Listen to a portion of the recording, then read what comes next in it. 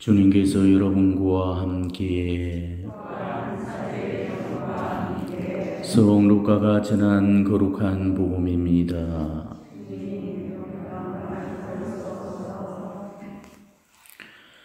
그때 하느님께서는 가브리엘 천사를 갈레아 지방 나자렛이라는 곳으로 보내시어 다윗 집안의 요셉이라는 사람과 약혼한 처녀를 찾아가게 하셨다. 그 처녀의 이름은 마리아였다. 천사가 마리아의 집으로 들어가 말하였다. 은총이 가득한 이여 기뻐하여라. 주님께서 너와 함께 계시다. 이 말에 마리아는 몹시 놀랐다. 그리고 이 인사말이 무슨 뜻인가 하고 곰곰이 생각하였다. 천사가 다시 마리아에게 말하였다. 두려워하지 마라 마리아야. 너는 하나님의 총애를 받았다. 보라, 이제 네가 잉태하여 아들을 낳을 터이니 그 이름을 예수라 하여라. 그분께서는 큰 인물이 되시고 지극히 높으신 분의 아드님이라 불리실 것이다. 주 하나님께서 그분의 조상 다윗의 왕좌를 그분께 주시어 그분께서 야곱 집안을 영원히 다스리시리니 그분의 나라는 끝이 없을 것이다. 마리아가 천사에게 저는 남자를 알지 못하는데 어떻게 그런 일이 있을 수 있겠습니까? 하고 말하자 천사가 마리아에게 대답하였다. 성령께서 너에게 내려오시고 지극히 높으신 분의 힘이 너를 덮을 것이다. 그러므로 태어나라기는 거룩하신 분 하나님의 아드님이라고 불릴 것이다. 너의 친척 엘리사벳을 보아라. 그 늙은 나이도 아들을 잉태하였다. 아이를 못 낳는 여자라고 불리던 그가 임신한 지 6달이 되었다. 하나님께는 불가능한 일이 없다. 마리아가 말하였다. 보십시오, 저는 주님의 종입니다. 말씀하신 대로 저에게 이루어지기를 바랍니다. 그러자 천사는 마리아에게서 떠나갔다. 주님의 말씀입니다.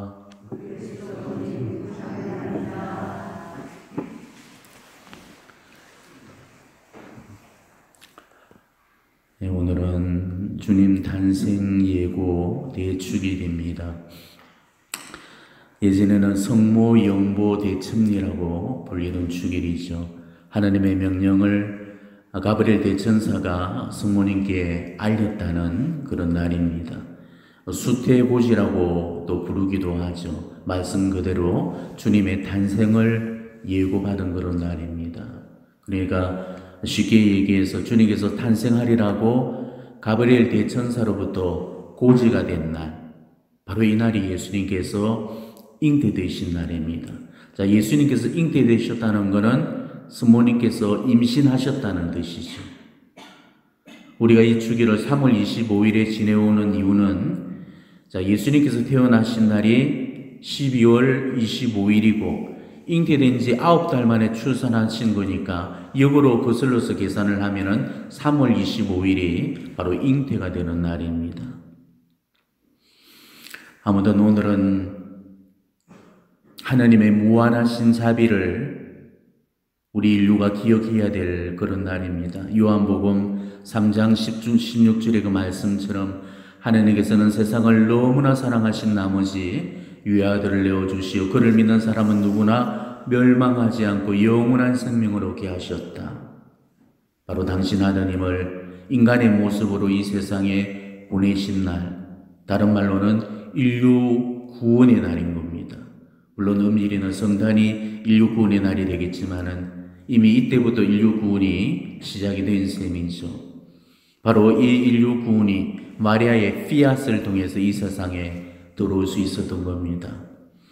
아담과 하와의 죄로 말미암아서 낙원에서 추방되었던 그 인류는 더 이상 하나님과의 친교를 이룰 수가 없었고 하나님의 신적인 생명에 참여할 수도 없었습니다. 이 하나님은 인류를 구원하기 위해서 계획을 세우시게 되죠. 바로 한 여인의 태를 빌려서 성자 그리스도를 이 세상에 보내시려는 그런 계획이었습니다. 하지만 그 계획이 실현되기 위해서는 바로 하나님의 계획을 받아들이는 마리아의 동의가 절대적으로 요구되었던 겁니다. 아무리 하나님이라고 할지라도 마리아의 자궁을 허락 없이 마음대로 빌리실 수는 없으셨습니다. 인간의 자유의지를 침해해서 당신의 뜻을 이룰 수는 없었기 때문에 마리아의 동의를 전적으로 필요로 했던 것이죠. 그러니 이 자유의지라는 게 얼마나 중요한 그런 구원의 선물이 되겠습니까?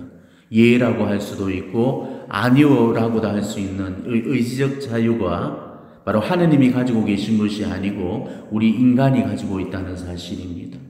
만일 마리아가 하느님의 지혜를 거절해버린다면 하느님도 마리아의 태중으로 마음대로 들어오실 수가 없었습니다. 하느님께서 구원개혁을 이루시기 위해서는 반드시 마리아의 협력이 필요했고 마리아의 수락이 요청되었던 겁니다.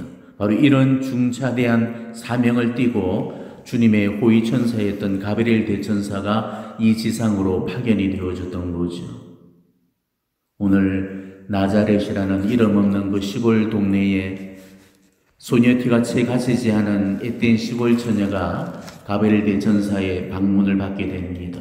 그녀의 이름은 마리아였고 히브리어는 미리암, 즉 사랑받는 이, 높여진 이라는 그런 뜻을 가진 이름이었죠. 가브리엘 대천사의 방문을 받은 데가 정확한 나이는 알 수 없지만 우리 교회 전성상으로는 16살이었다고 보고 있습니다. 16살이면은 오늘날로 본다면은 중학교 3학년에 해당되는 나이고 가철부지를 벗어난 그런 어린 소녀에 불과했던 겁니다. 이런 어린 소녀한테 천사의 방문이 이루어졌던 겁니다. 대천사는 마리아에게 다가가서 말했습니다. 마리아야, 너는 하나님의 은총을 받았다. 이제 아기를 가져서 아들을 낳을 터이니 그 이름을 예수라 하여라. 천사의 예기치 못한 방문과 또 천사로부터 수태고지를 받았을 때 마리아로서는 적잖이 당황하지 않을 수 없었을 겁니다. 그 말씀이 하도 이해가 가지를 않아서 하느님의 뜻 앞에서 일평생 성실했던 이 동정녀께서도 이렇게 반문하실 정도였죠. 저는 남자를 알지 못하는데 어떻게 그런 일이 있을 수 있겠습니까? 여기서 남자를 알지 못한다는 것은 자신이 성적 결합을 이룰 나이에 도달하지 않았다는 그런 의미가 아니고 이미 동정소원을 바랬는데 어떻게 남자와 잠자리를 하겠냐라는 그런 뜻이었습니다. 우리는 바로 이 구절에서 이미 마리아가 하나님께 동정을 소원했다는 사실을 미루어서 짐작해 볼 수가 있다는 거죠. 실제로 외경인 원야고보 복음에는 마리아가 3살 때 이 안나와 요아킴을 따라서 성전에 올라가서 당신 자신을 성부께 봉헌한 것으로 그렇게 기록되어 있습니다. 바로 이에 따라서 복되신 동정 마리아의 자언 기념일이 제정이 되었던 거죠. 바로 11월 21일에 우리는 지금 이 주기를 지내오고 있습니다. 아무튼 어떤 이유가 되었든 간에 천사의 수태고지는 한 인간이 수락하기에는 너무나도 버거운 그런 하명이 아닐 수가 없었습니다. 그것도 처녀의 몸으로, 남자를 모르는 몸으로 임신을 한다는 거, 이거는 도저히 불가능한 일이 아닐 수 없었죠. 사회 통념상 처녀가 아기를 뵌다는 게 무슨 뜻인지 아마 마리아로서도 모르지는 않았을 겁니다. 유대사회에서 처녀가 애를 뵌다는 것은 곧 불륜을 의미하는 거고 법 선고 절차도 없이 즉결형에 처해지게 되죠. 만일 이렇게 죽는다면 이거는 본인한테도 수치였을 뿐만 아니고 가문과 집안에도 욕을 보이는 그런 행위였습니다. 게다가 자신의 동정을 지켜주기 위해서 함께 동정서원을 발했던 바로 약혼자 요셉한테도 뭐라고 할 것인지 이 슬기로운 여인인 마리아가 이런 상황들을 전혀 예상치 못했을 리는 만무합니다. 어쩌면은 천사로부터 수태고지를 받는 그 순간 마리아의 머릿속은 복잡해졌을 겁니다. 머릿속에 생각이 있는 사람이라면은 그 순간에 정말 많은 생각들이 성광처럼 스쳐 지나갔을 겁니다. 그렇지만 마리아는 자신의 대답을 지체하거나 미루지 않았죠. 마리아는 이 황당한 말씀을 일말의 의심도 없이 받아들였습니다. 그래서 대답했죠. 이 몸은 주님의 종입니다. 지금 말씀대로 제게 이루어지기를 바랍니다. 바로 그것이 하나님의 거역할 수 없는 뜻이라는 사실을 깨달았던 그 순간에 마리아는 한치의 망설임도 없이 바로 하느님의 뜻을 향해서 피앗을 바라게 됩니다. 그리고 그 피앗이 바래진 그 순간에 예수님께서는 마리아의 몸속으로 들어오셨던 거죠. 아그레다의 마리아 수녀에게 이 마리아의 신비를 보여줬던 계시서인 그 신비로운 도승이라는 그 책을 보게 되면은 아주 놀라운 묘사가 나와 있습니다. 예수 그리스도께서는 당신을 이 세상에 낳아줄 여인으로 마리아를 선택하셨고 마리아의 몸속으로 들어가기를 간절히 고대하고 계셨다고 그럽니다. 그 때문에 마리아의 수락을 숨죽여서 기다리셨고 마리아의 입이 피앗을 바라자마자 기쁨에 차서 마리아의 태중으로 뛰어드셨고 바로 그 순간에 수태가 이루어졌다고 그렇게 묘사되어 있습니다.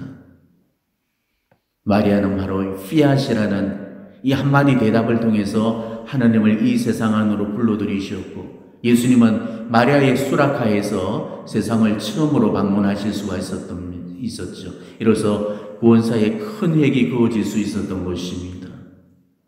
하나님을 우리 인간 역사 안으로 불러들였던 이 신묘한 기적, 그것이 가장 작고 보잘것없는 한 여인 안에서 이루어졌다는 사실을 우리는 명심해야 합니다. 하나님은 당신의 뜻과 계획을 언제나 작은 자 안에서 이루시게 됩니다. 자기를 낮추고 하나님의 뜻을 겸허하게 받드는 그런 사람 안으로 언제나 들어오십니다. 이것이 마리아의 가장 위대한 덕이었고 우리가 닮아야 될 그런 마리아의 덕인 것이죠. 우리도 마리아의 덕을 본받아서 하나님께서 쓰실 그런 진정한 도구들이 되어야 됩니다. 하나님께서는 언제나 겸손한 사람, 자기를 감추고 하느님을 드러내려는 사람, 자기 뜻보다는 하느님 뜻을 더 따르고자 하는 그런 사람들을 통해서 일을 하시고 구원의 역사를 펼쳐가십니다. 그렇기 때문에 하나님께서 쓰실 도구가 되려면 우리도 우선 겸손해야 되고 순종적이 되어야 되고 하느님의 뜻부터 먼저 생각하고 따를 수 있어야 됩니다. 그래야 하나님께서 우리를 쓰실 수가 있는 것이죠. 선교사로 세계 오지를 돌아다니는 자매님이 한 분이 계십니다. 이 자매님은 지금 60이 훨씬 넘으셨는데도 아직도 동정의 몸으로 살고 계시죠. 이분의 삶을 보게 되면 살아있는 성녀 그 자체이십니다. 얼마나 겸손하고 착한지 이루 말할 수가 없습니다. 이분은 언제나 미안합니다, 감사합니다 이 두 단어밖에는 모릅니다. 누구를 만나고 어떤 일을 겪든지 이분한테는 무조건 미안하고 감사할 일들 뿐입니다. 착한 사람을 만나든 나쁜 사람을 만나든 그 모습이 언제나 한결같은 그런 분이시죠. 이분은 늘 보조문인 속에다 종이 한 장을 가지고 계시는데 그 종이에는 저는 주님의 종입니다. 말씀하신 대로 저에게 이루어지기를 바랍니다. 라는 이 글귀가 쓰여 있습니다. 그 자매는 바로 성모님의 모토대로 살기를 열망했고 매일 그 모토를 잊어버리지 않고 되새기기 위해서 이렇게 종이에 써놓고 그걸 바라보면서 매 순간 그 봉헌을 갱신하시면서 살고 계십니다. 원래 그 자매는 수녀가 되고 싶어서 수녀의 입회를 지망했지만은 몇 차례 걸쳐서 수녀 입회가 거절되었다고 합니다. 가는 곳마다 어느 수녀원도 자기를 받아주지를 않더라는 거죠. 그렇다고 수녀원 입회를 하는데 어떤 심각한 결함이 있었던 것도 아니었는데 그렇게 번번이 거절을 당하고 말았던 것입니다. 나중에야 고백하시건대 하느님은 바로 자기를 통해서 다른 일을 계획하셨기 때문에 자신의 뜻을 받아들이지를 않으셨다는 거죠. 어느 날 그 자매가 성전에서 기도하던 중에 하나님의 강렬한 부르심을 듣게 되었는데 기도 중에 하나님께서 이렇게 말씀을 하셨다고 합니다. 사랑하는 나의 딸아, 나는 너를 통해서 나의 일을 시작하고 싶구나. 너를 통해 나의 자녀들을 모으고 싶구나. 가라, 내가 일러주는 곳으로 떠나가라. 내가 너와 함께 해주리라. 나는 너의 하나님 임마누엘의 하나님이다. 두려워하지 말고 염려하지 말아라. 내가 너를 지켜주고 있으니 나만을 의지하며 너 자신을 봉헌하여라. 너는 이 일로 하여 나의 영광을 드러낼 것이다. 이 말씀을 듣는 순간에 그 자매는 너무나도 놀랐다고 그럽니다. 그는 자기 생각에서 나온 말씀이 결코 아니었기 때문이었죠. 너무나도 강렬하게 들려온 그런 내적 말씀이었기 때문에 자매는 제단의 십자가를 그 순간 올려다 봤다고 그럽니다. 근데 십자가에서 형언할 수 없는 강렬한 빛이 자기에게 쏟아져 내리고 있었다고 그럽니다. 그리고 그 빛에 감사인 채 너무나도 벅차고 황홀한 그 감열에 감사했었다고 그럽니다. 그리고 바로 그 순간에 그 내적 말씀이 주님의 음성이라는 사실을 의심 없이 받아들였고 주님께 바로 그 고백을 드렸다고 그럽니다. 이 몸은 주님의 종입니다. 지금 말씀대로 제게 이루어지기를 바랍니다. 바로 그 고백을 하자마자 불현듯 그 빛이 자기 가슴 속으로 쑥 들어와서는 사라져버리더라는 것이죠. 그리고 바로 그 일을 계기로 그 자매님은 바로 하느님의 일을 준비를 하셨다고 합니다. 신학원에서 선교사 자격증을 얻은 뒤로 선교사로서의 각오와 결심을 새롭히게 되죠. 그리고 만나는 사람들에게 자기 자신을 위해서 기도해 주기를 부탁을 했습니다. 그런데 그 기도의 지향이 너무나도 놀라웠습니다. 가장 험난한 구석에 바쳐지는 산재물이 될 수 있도록 그렇게 기도를 부탁했다는 것입니다. 그렇지만 주변 사람들은 그런 자매를 미쳤다고 그랬죠. 지정신이 아니고서는 저렇게 못할 거라면서 하나같이 혀를 둘러서 찼습니다. 그렇지만은 주변 시선에도 아랑곳하지 않고 곧바로 필리핀으로 가서 하나님의 일을 시작을 했습니다. 처음에는 정말 말 못할 어려움과 진통이 따랐죠. 멸시와 수모와 배척과 탄압이 극심했습니다. 거기다가 풍토병으로 말미암아서 죽을 고비도 수도 없이 넘겼고 원주민들한테 붙잡혀서 학대와 고문도 여러 차례 받으셨다고 합니다. 그리고 지금은 아프리카에 이름 없는 오지만을 돌아다니면서 남은 여생을 복음 선교에 바치고 계십니다. 저는 이분의 삶을 보면서 얼마나 깊은 감동을 받았는지 몰라요. 하나님께서 어떤 영혼을 당신 도구로 쓰시는지도 깨달았습니다. 하나님의 뜻 안에서 자신을 순명할 줄 아는 사람 안에 하나님께서는 역사해 주셨습니다. 자기를 낮추어서 하나님의 뜻에 순종할 줄 아는 영혼들, 하나님은 바로 그런 영혼들을 통해서 당신의 놀라운 역사를 일으키시는 거였습니다. 그 자매처럼 정말 기도 중에 들려왔던 그 황당한 말씀 하나만을 믿고 자기의 전 인생을 건다는 것, 그건 참으로 무모한 일이 아닐 수 없습니다. 우리 숙모님 역시도 가버릴 대천사로부터 그 무모한 약속 한마디의 약속을 믿음 안에서 굳게 받아들였던 거죠. 일말의 의구심도 품지 않았던 그 철저한 믿음과 순종이 결국 하나님을 이 세상으로 불러들이는 그런 놀라운 기적을 가져다 주었던 겁니다. 우리는 오늘 인간의 역사 안에 하나님의 길을 터놓으신 위대한 믿음의 큰 어머니를 만날 수 있습니다. 그분을 통해서 하나님께서 이 세상을 찾아오셨고 하나님의 존귀한 아드님이 이 세상에 오셨습니다. 이 몸은 주님의 종입니다. 지금 말씀대로 제게 이루어지기를 바랍니다라는 그 자매님과 그리고 우리 성모님의 고백이 오늘 정말 우리 입으로 새롭게 고백이 되어져야 될 겁니다. 우리 또한 오늘 사는 이 시대에 살아있는 마리아가 되어야 됩니다. 또 한 사람의 작은 마리아가 되어서 이 세상에 바로 구원의 사명을 도맡는 그런 역할을 감당해야 될 것입니다. 마리아를 통해서 하나님께서 세상을 처음으로 방문하셨다면 하나님의 두 번째 세상 방문은 바로 우리를 통해서 이루어져야 될 겁니다. 지목 중에 우리의 결심을 살피도록 하십시다.